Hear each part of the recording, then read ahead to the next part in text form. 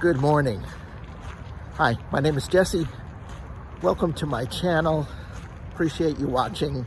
Today, I want to talk about culture shock, the 5 stages of culture shock, and also about the cycle of funk.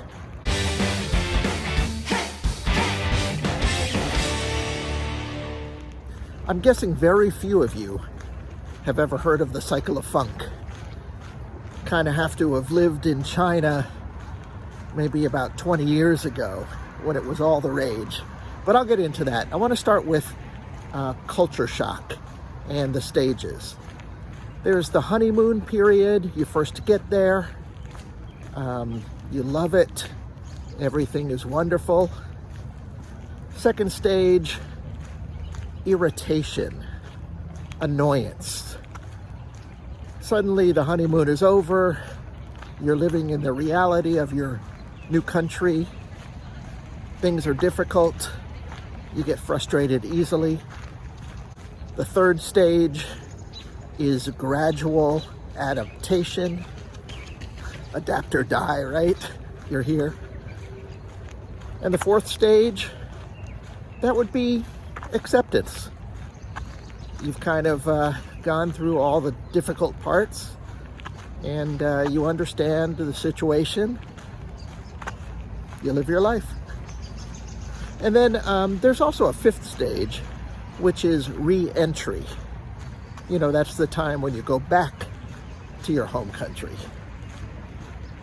And that's where I am now. But of course, the stages, you know, they're kind of circular. So that's culture shock. It's been researched. It's, serious anthropological business. Now let me tell you about the cycle of funk. When I first got to China in the early 2000s, there was this blog post. And this guy, I think he created the cycle of funk. And he had this chart. And it's basically, you're loving China. People who go to China, they go there for a reason. They love it. And they want to experience the new culture and everything that goes with it. But especially if you don't speak the language, there's a lot of frustrations. And a lot of times they're just tiny little frustrations. You know, somebody spits on the sidewalk. Somebody, hey, the pit track team. Somebody spits on the sidewalk. Somebody bumps into you on their bicycle. It's really weird. I don't know how many times I've been hit by a bicycle in China. There's, of course, the language problems, and you can't get a simple thing done. Sometimes it's serious, sometimes it's not. Difficult to, maneuver around with limited language skills. I'm talking mostly little things. Trying to figure out how to pay your bill at the 7-Eleven. And these tiny little frustrations, they begin to add up. And then one day something happens. A guy rushes up to the front of the line and, cuts in front of you. And it's like the last straw. And you just kind of explode. That's it. I've had enough. I got to get out of this place. When's the next flight? And yeah, it's a thing. And it goes away. 24 hours later, 48 hours later, things are back to normal. And, suddenly you're enthralled and you're loving China again. Until those tiny little annoyances build up again. And, blow the top off the pot. That was the cycle of funk. Okay, jumping back to where I am now. I've been back in the United States a little over 3 months. I've been in Pittsburgh, my new town, I think about 2 months. And in that time, a lot has happened, including starting a new job, buying a house, and everything that goes with that. My re-entry to the United States has been, both complicated with the new move and also, a little exciting. New place. So in culture shock terms, I'm experiencing Pittsburgh for the first time, and the honeymoon period, I think I'm at the end of the honeymoon period. I'm still enjoying Pittsburgh. I like Pittsburgh, but I think that honeymoon glow is over. I'm settling into, some realities that I'm struggling with. Mostly two buckets. The first is that I miss summer. My wife is in China right now, and she'll come here in January for spring festival break, and I don't know when she'll come here permanently, or if I'll wind up going back to China. Who knows? Anything is wide open. And the other thing is this house.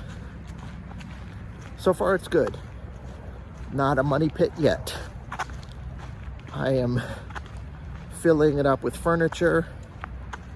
Everything has worked. I've been in the house, coming on, it's been about 2 weeks really. And all is good. The house is, there's a lot of good to it. I wanted a permanent address in a situation that I can afford. And, as I head towards retirement, it's important to have that kind of stability. But the stability, it's feeling like a double-edged sword, because I'm feeling kind of anchored down. And I think that along with missing summer, those are the things that are really difficult. Annoyances, I don't know. Irritations, maybe something more serious, something I'll have to deal with. But I feel tied down where I wasn't before I had bought this house. I know that makes sense.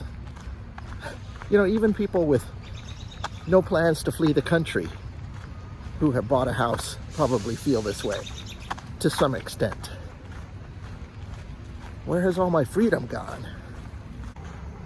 All you homeowners out there, how do you feel about that? When you go on vacation, do you just feel comfortable being away from your home for 2-3 weeks, maybe even a month? Yeah, when I used to rent, I didn't care. I'd close it up, come back. I suppose if, a pipe had busted and flooded the apartment, that would be terrible for me, but still, I don't own the place. Also, this will be my first winter as a homeowner in a cold weather place. Yeah, a lot bad can happen, right? So what do you do to protect against that? Am I wrong about being a little hesitant about leaving? I'm not worried about, thieves. I'm not worried about a squatter coming in. I live on a quiet street. I guess it's more the unknown. What should I know? What should I do? I'm thinking I'm going to keep the heat on. I keep everything on. Keep the heat on, 50, 60 degrees. And chances are nothing will happen. But what if something does? Am I just over anxious, paranoid? Am I missing something? What does a homeowner do when he or she goes away for a period of time? So I'd appreciate any thoughts and advice. But in the meantime, let me get back to the cycle of funk. I mentioned getting hit by a bicycle. I always found that amazing that, I've gotten hit by, at least 10 bicycles over my years. Never anything serious. It's just that the streets in China, especially in Wuhan, are so crowded and there aren't many bike lanes. So everybody's on the sidewalk. E-bikes, regular bikes, pedestrians. And so when you get hit, it's usually just a little kiss, as they say. But it's funny. But I gotta tell you, I miss China. I miss the rhythm. I mean, beyond summer, I miss the food. I miss the availability of freshly made noodles for $2.